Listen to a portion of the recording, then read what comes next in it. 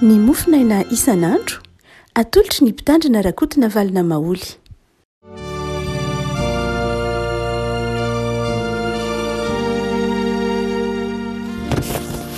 Ampifariana rehefa no iarabananao any tokantrano any ty alarobia 7 ny volana aprily ity ny volahatra mofinaina ao antsika anio dia ny bokyny jaona na ny filazantsaramasina araka ny jaona toko 12 jaona toko 12 andiny 12 ka hatramin'ny 7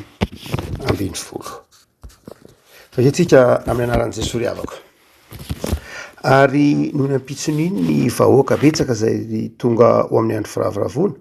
Rehefa akany Jerosalema Jesosy dia naka sampandrofika ny voaka etsena azy sady niantso hoe Hosana.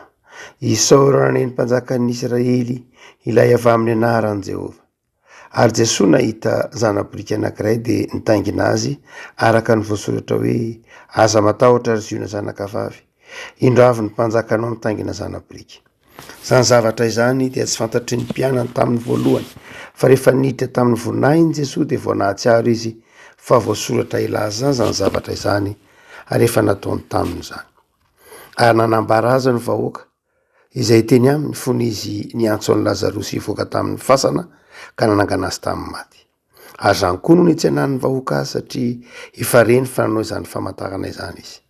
Ary tamin'izany no fasireo dia nifampilaza hoe hitanareo fa tsy maefa na inona akory ianareo. Indro efa lasa manaraka azy avokoa izao tontolo izao. Ray masonao manamasinana ny fahamarinana, ny teninao ny fahamarinana. Amen. Ity tantara ity rehefa koa malalina tantaran'ny Jaona dia maneho ny fotoana ny akaran'i Jesosy tany Jerosalema. Mitantara ny fiakaran'i Jesosy tany Jerosalema izay marina tamin'ny alahadin'ny sampandrofina, ny alahadin'ny sampan-kazo. Maneho fa Jesosy dia zanak'Andriamanitra. Tsy zanak'Andriamanitra ihany fa indrindra koa maneho fa mpanjaka izy. Mpanjaka angatahan'ny olona sy andrasan'ny olona famindram-po. Hosana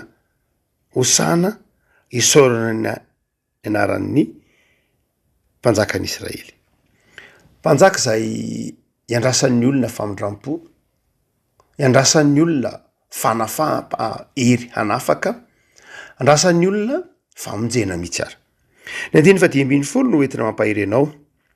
Aza matahotra ry ziona zanakavavy, indro avy ny mpanjakanao mitaingina zana-borika. Aza matahotra ry ziona zanakavavy, indro avy ny mpanjakanao mitaingina zana-borika. Mpanjaka hafakely ry havana ity mpanjaka nampanantenain'i Zakaria fa ho avy ity ary tonga. Tantarain'i Jaona hoe lay mpanjaka nampanantenaina dia tonga, dia tsy iza fa Jesosy. Ary dia rehefa nahita an Jesosy niakatra tao Jerosalema ny vahoaka dia niantso, nifaly, ny fampiantso mihitsy aza ampifaliana. Dia hoy Jaona manao hoe tanteraka ilay teny faminaniana 100 taona teoriana hoe tonga lay mpanjaka, ary mpanjaka hafakely fa mitaingina zana-borika. Inona ry havana ny dikan'ilay hoe mpanjaka mitaingina zana-borika? Nisy filôzôfa nanao marimarina kokoa mpahay-tantara anankiray tany amin'ny taona 700 tany ho any talohan'ny Kristy. Tusidida ny anarany. Tusidida no azo lazaina ho isan'ny mpahay mpandinika tantara voalohany indrindra. Tusidida no isan'ny namaritra ny hoe inona moa no anjara toerany antsoina hoe tantara, inona ny dikany antsoina hoe tantara. Pelo lavitra reo ataontsika hoe mpahay tantara aty amin'ny taonjato 20, 520, ireo mpahay tantara amin'ny vanim-potoana ankehitriny dia any amin'ny taona 700 taona alohan'i Kristy dia efa nisy mpahay tantara azo lazaina hotsika hoe Tusidida ny voalohany. Isan'ireo voalohany na roa voalohany izy. Izy no nanazava fa ny tantara dia manazava ny antony lalina amin'ny fitrangan-javatra anankiray. mijery maneho amin'ny fomba hita maso manazava ny fitrangan-javatra izy ny dikan'ny fitrangan-javatra, inona ny dikan'io zavatra io, ary mamakafaka inona ny antony lalina na atongan'io. Any amin'ny taona efa-jato taona alohan'ny Kristy de efa misy olona nanatsaina ry havana na afantatra fa ny tantara de tsy tonga ho azy, fa ny zavatra mitranga ankehitriny dia misy antony ary misy antony lalina, ary azo azavaina amin'ny anton-javatra mifampitohy ny fitrangan-javatra ankehitriny. Fa ity mpahay-tantara anankiray ataontsika hoe Thucydide ity zay nanazava momba ny tantara hoe maton'ny zavatra mitranga dia misy antony lalina ao zay azo azavaina. Dia izy ny teny manao hoe zao izy ny fiainana ny politika na ny mpitondra dia samy manana ny toetrany. Misy ny tsara, misy ny ratsy. Misy ny mahay mitondra, misy ny tsy mahay mitondra. Ary io koa no nazavain'ilay mpitandrina frantsay anankiray antsoiny hoe Antoine Nuis. Dia izy nazava manao hoe ny politika ao izy dia misy karazana anankiroa. Raha miteny zany zoatra masina eto hoe indro ny mpanjakanao ny taingina zana biriky. Dia mampatsiaro antsika zany teny zany manao hoe ny mpitondra de misy karazany maro, karazany roa. Ny politika de misy karazany roa. Ny voalohany dia misy ireo ataontsika hoe politika nécessaire hoy Antoine Nuis, na politika ilaina. Lay politika ilaina. Inona lay politika ilaina? Ny politika ilaina dia lay ambarany Romanina toko 7:20. Ny mpitondra ilaina dia ilay mpitondra ambarany Romanina toko 7:20. Lay mpitondra izay mahay na miezaka mijery izay ahatsara ny olona. Ny teny grika hoe politika dia nalaina efa tranainy moa ny avian'ny teny latina hoe policy dia teoriana tonga teny frantsay moa zany hoe politika, fa raha ohatra ka jerena dia ny teny grika hoe politeia dia navian'ny teny koa hoe politikos. Ny politikos dia lay fonctionnaire zay manao lay politeia na manao lay ataontsika hoe polisia na manao ny politika. Ny politika am'izay fotoan'izay dia tsy inona tsy akory fa ilay fiezahana na lay fahaizana lay tsy maninona atao hoe science, lay fahaizana na atao hoe fanomezam-pahasoavana, raha zay azo ilazana azy, lay fahaizana mitondra mitantana ny tanàna, ny polisy tanàna. Lay fahaizana mitondra mitantana ny tanàna, mampandroso ny tanàna na mampandroso ny fiarahamonina. Am'izay fotoan'izay lay politeia na lay politika dia fibanjinana ny fampandrosoana ny tanàna, fampandrosoana ny fiarahamonina, fampandrosoana ny manodidina rehetra. Fa ateoriana vao niova lay politeia lasa fitadiavana fahefana. Lasa fitadiavana fahefana. Ary zay mahatonga ny Antoine Nuis manao hoe lay politika ilaina dia ilay politika maneho fahaizana mitantana na ny maribanina kokoa miezaka mitantana mandrindra ny fiainan'ny olona mba hampilamina azy. Ary io no mahatonga ny Calvin manao hoe politika nge hoe Calvin de zao fitantanana mba hahatonga lay fiarahamonina azo iainana.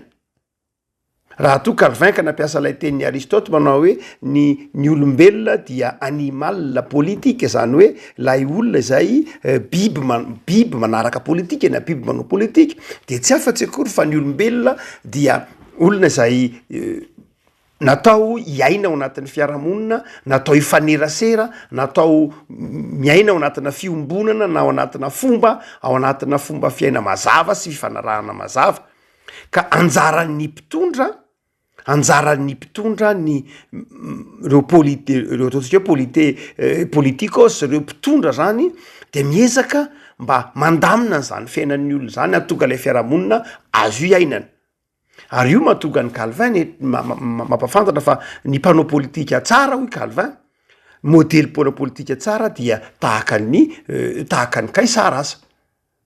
Hafahafa be le ohatra ny raisiny saingy mazava tsara, inona ozy ny tahaka ny Kaisara, izao tsy amy lafiny herisetra na tsy amy lafiny inona loatra fa amy lafiny hoe fiezahana hitandro ny fandriampahalemana. Pax Romana, fiezahana hitandro ny fandriampahalemana ahatonga ny olona ilamina tsara, fiezahana hampanjaka ny lalàna, fiezahana hampanjaka ny marina, fiezahana hampanjaka ny fandriampahalemana. Ary dia izay toetra izay moa hitantsika tamin'ny fomba fitondran'ny Calvin tamin'ny andro fotoan'androny hoe zava-dehibe mihitsy ny mahatonga ny olona afaka miaina tsara ao anatin'ny fiarahamonina raha tsisy lalàna, raha tsisy fifampitondrana, raha tsisy fandriampahalemana, raha tsisy ataontsika koa hoe fitsipika mazava, de tsy afa-miaina ny olona. Noho zany ny politikos, ireo zay manao an'izany politika zany dia olona tokony mitondra ny olona ho am'izany fiainana ahafahana mivelona, ahafahana miasa, ahafahana mivavaka zany. De ilaina zany le politika hoy Antoine Nuis. Fa hoy ilay tenentsika to hoe Thucydide manao hoe zao ny politika de mety koa lasa mety ho lasa ratsy, mety ho lasa manimba, sanatria lasa manapotika diabolika hoy nareo miteny frantsay. Ary oviny izy no lasa manimba, lasa diabolika rehefa ohatra ka lay fahefana, lay politika lasa fitadiavana, lasa fahefana. De frantsay moa misy mahasamihafa azy ny le politique sy ny la politique. Ny teny frantsay dia manazava fa samihafa ny le politique sy ny la politique. Ny le politique dia lay fahefana, lay ataontsika amin'ny teny frantsay pouvoir. Dia io nazavany Thucydide manao hoe zao rehefa tafiditra ao anatin'ny olona ny fahefanana ny pouvoir, de zao manjary maninika azy izy ozy, manjary maninika ny sainy izy, maninika ny lohany izy, ary manjary tonga mamatotra azy, tonga mifehy azy, ary zay mahatonga azy raha zegna amin'ny fomba fijery kristianina de diabolika. Lasa ny fahefana zany rehefa tafiditra ao anatin'ny olona hoe Thucydide dia manjary manimba te hita ty fahefana io ary te hampiasa an'io. Rehefa manana fahefana ny olona de te hampiasa an'io, te hampiasa an'io, te hampiasa an'io, ary manjary mamatotra azy, manery azy lay fahefana. Zay ny tenen'ny Thucydide. Dia hoy ny tenen'ny Antoine Nuis de zantsika teo hoe lasa diabolika. Dia izay ny mahatonga ny John eto manazava manao hoe tsy mba izany ny mpanjakanao. Ny mpanjakanao mitaingina zana-briky. Ny mpanjakanao dia tsy mpanjaka mampiasa ny fahefana. Tsy mampiasa mpanjaka, tsy mampiasa fahefana mba hamoritra, mba hampijaly, na koa hampiasa ny fahefana mba hanimba ny hafa. Fa ny mpanjakanao na lay mpanjakan'ny Israely de mitaingina zana-briky. Jesosy efa nanafatra hoe ravako malala. Nanafatra an'io ao amin'ny Matthieu 20, andiny fa enina amby roapolo. Hoy Jesosy manomboka andiny fa 5 amby roapolo. Fa ny andrina ny gentilisa mampanompo azy tokoa, ary ny lehibeny manapaka azy fatratra. Fa tsy mba toy izany aminareo, fa zay teo lehibe aminareo de ho mpanompo anareo. Hoy Jesosy manao hoe ny politikos nareo zay mpanapaka eo aminareo, ireo zay mpanapaka eo amin'ny gentilisa, eo amin'ny andrinany zao tontolo zao, de zao ny manam-pahefana dia manapaka, manao zay hampanompo ireo zay hoentiny, ireo zay mpanapaka eo amin'izao tontolo zao de manao zay mampanompo fatratra ireo zay hoentiny. Satria tonga amin'ny teniny Thucydide hoe lay fahefana de manjary ampiasain'ireo politikos, ireo mpampiasa azy, ireo mpanao mpitondra mba hahatonga azy hampanaiky zay rehetra hoentiny. Fa hoy Jesosy tsy mba izany mihitsy ao aminareo, fa eo aminareo ny politikos zany hoe ireo zay mpitondra, ireo zay mpanapaka, ireo zay nomenany zany fahaizana mitondra izany de zao izy indray no manompo anareo zay te ho mpitondra, zay te ho lehibe, izay te anana fahefana de zao aoka izy hanompo. Am'izay fotoan'izay navadiky Jesosy ry avako malala, navadiky Jesosy lay toejara.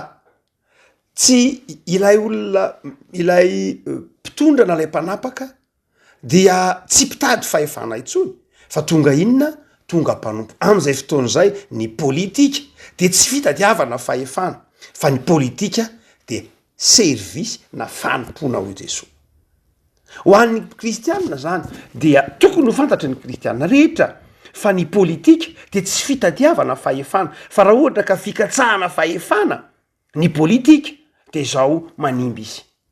Fa ny politika de zao raha jerena amin'ny tenin'i Jesosy, ny politika de zao tsy inona tsy akory fa fanekena hanompo. Ny politika dia tsy fiezahana hisondrotra eo ambonin'ny hafa na hanao tohatra fiakarana ny madinika na hanao tohatra fiakarana ny fiarahamonina, fikatsahana fahefana, fa ny politika de fanekena hanompo. Am'izay fotoan'izay ny politika de io tenenin'i Jesosy io fanompona na servisy.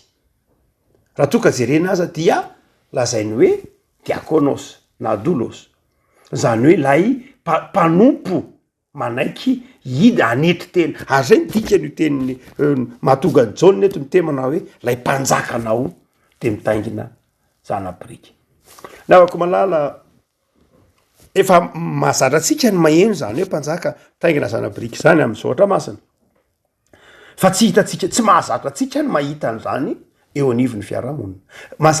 Mahazatra atsika ny miaina an'izany satria tsika mpianatra sekoly alahady. Fa raha miaina an'izany anatin'ny fiarahamonina de tsy mahita mpanjaka mitaingina zanabriky isika eto anivon'ny fiarahamonina. Tsy mahita mpanjaka ka anaiky hanompo ny vahoakan'isika. Tsy mahita mpitondra, tsy mahita mpanapaka ka hampiasa ny fahefana ho amin'ny fanompona isika, fa ny hitatsika mitonjatony enatsika de mampiasa ny politika, ny mampiasa ny fitondrany sy ny fahefan'ny olona nandray mba entina hanapaka ny vahoaka azy andradray. Ravako malala izay ny mahatonga atsika mibanjina ny Kristy, mibanjina n'lay Andriamanitra ty atsika. Fa Andriamanitra ao amin'i Jesosy de manana ny fahefana rehetra. Ny fahefana izay eo ampelantanan'i Jesosy ry avako malala de tsy fahefana manao herim-pamoretana atsika tsy akory. Lay Jesosy zay mpanjaka de zao tsy mampiasa herisetra ampijaly atsika, tsy mampiasa herisetra ahatonga atsika hijaly sy angiry firy, fa lay Jesosy de mpanjaka manana fanetretena, nanetry tena ho antsika ary manondrotra atsika hatramin'ny farafofonainy aza. Afaka malala ao anatin'izao fotoana indrasantsika ny baka izao, inona no andrasanao? Inona no entin'ny Jesosy ho anao? Inona no entin'ity mpanjaka zay be fanetretena, nanafona tena ity ka nanaiky hanompo, tsy tahaka ny mpanjaka n'izao tontolo zao, tsy tahaka ny andrinany zao tontolo zao, tsy tahaka ny mpitondra eny anivon'ny fiarahamonina, fa inona no andrasanao? Inona no entin'ity mpanjaka ty anao amin'izao pasika izao? De raha mamaky ny andininy vitsivitsy ika avako malala de voalohany indrindra de zao tonga Jesosy hitondra fiadanana. Tonga Jesosy mitondra fiadanana. Zay ny dikan'ilay hoe de zanabriky, taingina zanabriky, fanetretena fa izao mitondra fiadanam-po. Ny fanananao an' Jesosy ao am-ponao, lay fanetretenan'i Jesosy de mitondra fiadanana. Mandrakariva ny mpanjaka sy ny mpanapaka eto amin'izao tontolo zao tsy mitaingina zanabriky fa mitaingina soavaly na zavatra tahaka zany, de zao ndraindray rehefa mandalo azy izy reny de miororo ny olona, miororo, mitebiteby, tsy mahatsiaro manana mpanjaka miaro azy, tsy mahatsiaro manana mpanjaka mieritreritra ny fiainany, tsy mahatsiaro manana mpanapaka mieritreritra ny fahoriny, tsy mahatsiaro manana mpanapaka azo ny anteherana, tsy mahatsiaro manana mpanapaka izay miaino azy akory. fa ity mpanjaka atsika ity Jesoa de miaino mahita ny fahorin'ny olona raha miantsoantso ny olona manao hoe hosana vonjeo re zay ny dikany. Mpanjaka miaino ny fahorin'ny olona, miaino ny tebotebon'ny olona, mpanapaka zay eo akaikin'ny olona, eo anivon'ny vahoakany driavako malala. Io ny mahamarina mandrakariva ny tenin'ireo mpanitsy fivavaha manao hoe ny voalohany indrindra andrasan'ny vahoaka Calvin amin'ny mpitondra de izy manaiky ampanjaka ny fihedanana ary ao anatin'ny testamenta taloha ray manontolo ny andraikitra voalohany zany antsoina hoe politikos, na ireo zay mpiasa-panjakana, ireo zay mpanapaka, ireo zay mpitondra, de zao miantoka ny fiadanany vahoaka izy. Tahaka ny antohan'ny mpisorona ny fitaoam-pivavahana ao amin'ny tempoly no tsy maintsy iantohany mpanjaka, iantohany zay rehetra mpanapaka na izy na misehatra aiza na misehatra aiza, na any amin'ny fokotahany io na any amin'ny manomboka any amin'ny farany ambany indrindra hatrany amin'ny farany ambony amin'ny rafi-piarahamonina. Ny politikos ireo totsika hoe ireo mpiasa-panjakana, ireo tompona andraikitra de miezaka mahampanjaka ny fihedanana mba hahatonga ny olona afaka hiasa, afaka mamokatra, afaka mivelona, afaka mivavaka, afaka mikarakara ny ankohonany. Calvin ravako malala ny Jesoa anao de mieritreritra anao, tsy vitan'izao tontolo zao ny mieritreritra anao, fa Jesoa kosa lay mpanjaka de mitondra fihedanam-po anao. Mpanapaka eto am'izao tontolo zao tsy manana an'izany, tsy afaka manome an'izany, fa lay mpanjaka anao Jesoa zay tonga de mpanjaka azonao ianteherana. Fa ny faharovako malala zay ampanantenainy Jesoa anao na inona koa no andrasanao aminy amin'izao Pasika izao dia tsy hoe fihedanam-po, tsy hoe miaino anao izy, tsy hoe mamaly anao ihany izy, fa izao manangana amin'ny maty mihitsy izy, tsy voazony fahafatesana izy. Tantaran'ny Lazarosy no asehon'ny Jaona eto manomboka amin'ny andininy fa vito ambin'ny folo ka hatramin'ny dimy fa sivy ambin'ny folo. Verenan'ny Jaona tantaraina lay nananganana ny Jesoa any Lazarosy tamin'ny maty. Ina no andrasanao amin'ny Jesoa? Tsy voafetra ny herin'ilay mpanjaka anao. Mpanjaka be fanetretena, mpanjaka tsy adalam-pahefana, mpanjaka tsy manjakazaka, mpanjaka feno fitiavana, mpanjaka miaino anao, mandre anao, fa saingy zao koa nefany indrindrako mpanjaka tsy haifefena ny hery, na de ny fasana aza resiny, ny fahafatesana aza resiny. Ravako malala mampahery anao zany Jaona raha mitantara ty tsy mitantara ity niakaran'ny Jesoa tany Jerosalema ity ho fetantary Jaona ka milaza fa mpanjaka Jesoa de tokony hideraisaka laza azy isika, zay ataotsika ravako, fa izao koa mitondra zava-baovao ao anao ity Pasika ity, manome toko Jesoa fa izao izy mpanjaka anao de mandrisy na de ny fahafatesana ary. Ny fahavalo mafy indrindra atahoran'ny olombelona, ny fahavalo mafy indrindra atahoran'ny olombelona de ny fahafatesana. Ary raha isan'ireo mpandinika ny sain'ny olona rehetra zany, mpandinika ny olona mpiaramonina zany, fa ao anatin'ny olona mandrakariva ny tahotra ny fahafatesana. Raha vao marary izy de matahotra ny fahafatesana, raha vao anatin'ny ady am-panahy izy de matahotra ny fahafatesana, raha vao misy zavatra kely lalovany mafimafy tahotra ny fahafatesana. Ary zay mahatonga ny Jaona miteny ty mpanjaka anao ty mahay manangana ny maty, mitsangana amin'ny maty, ary nanangana ny Lazarosy tamin'ny maty izy, midika fa mahay zavatra rehetra izy. Ravako malalo, zany mpanjaka zany no inonao, zany no inonao fa mpanjaka, zany no lay manaiky manompo anao. Hoy Jesoa manao hoe tsy tonga tety amin'izao tontolo zao ny zanak'olona ho tompoina, fa tonga mba hanompo, tonga hanao servisy, tonga hanompo. Afako malala, sambatra ianao manana an' Jesoa, sambatra isika manana an' Jesoa, de gane koa Jesoa mba ho sambatra manana antsika. Zavatra katahan'ny tompo amintsika refako malala de isika mandray azy ao am-po, mandray le fiadanana, mahafaly indrindra ny tompo de izy miatrano ao am-ponao. Araka ny tenin'ny Apokalipsy toko 7, Jaona manondra ny bokin'ny Apokalipsy nanao hoe efa mitsangany eo ambaravarana ka mandondona raha misy miheno ny feko de miditra ho aminy aho ary miara misakafo aminy raha tsorona miditra ho aminy aho mitondra fiadanana lay mpanjakanao miditra ao aminao monina ao aminao mitondra ny zavatra rehetra zay tsy hainao aza afaka malala mino azy fa Jesosy dia eo akaikinao ampaherenao Jesosy manapaka ny fonao sy ny fiainanao Jesosy engany oreny Jesosy ny sentony fonao reny zany fa engany enao koa ahitondra anana fahasahina anatona an Jesosy am'izao pasika izao minory afaka malala de matoky fa ny mpanjakanao efa tonga ary mpanjaka mitangina zanapiriky izy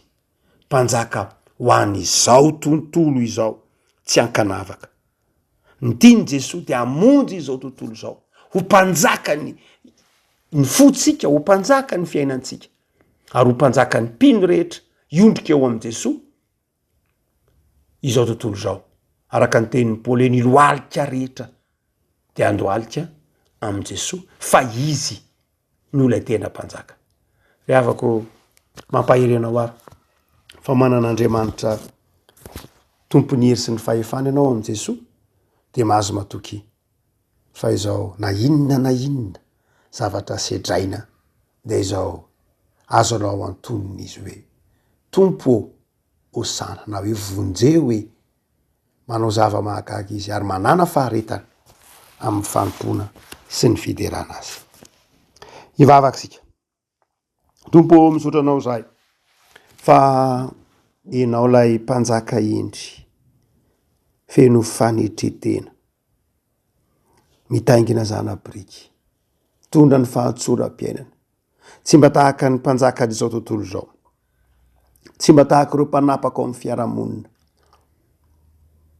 fa mpanjaka tianay miaino anay ao anatin'ny fonay no hitoeranao hitanao ny tebitebinay hitanao ny fahorinay ary mampanantena fandresena ho anay ianao tompo ho aiza moa zahay izao tontolo izao tsy azonay anterana masika fa enao Jesosy zay tomponay sy mpanjakanay no antoninay am'izao herinandro masinay izao mety eza tompo ampaherenay mety eza hitantana anay fa ianao ihany ny manana ny fiainana mety eza nokatra ny fonay koa hitoerany fanahinao masina am'izao herinandro masina izao mivavaka zay tompo an'izao tontolo izao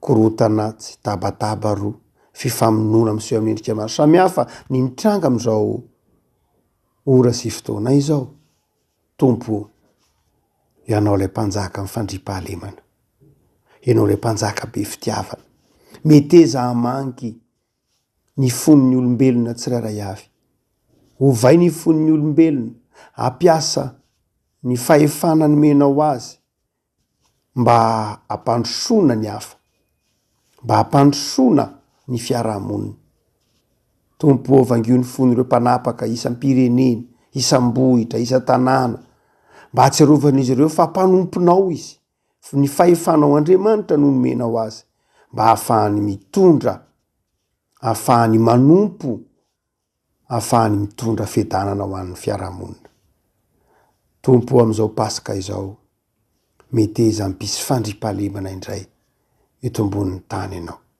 satria ianao lay mpanjaka mitaingina zanapiriky ianao lay fahalemem-panahy sy fitiavana ny tokantrano tsirairay tompo aoka hitoeran'ny fahalemem-panahy ianao ny fandeferanao ny fanetretenanao ny tokantrano tsirairay ny isam-patan'olona am'izao paka izao amboariny fo mba hanana fo feno fanetretena hanana fo feno fifaliana anaiky ny hafa noho ianao Jesosy ao aminao nanaovana izany mivavaka izany amen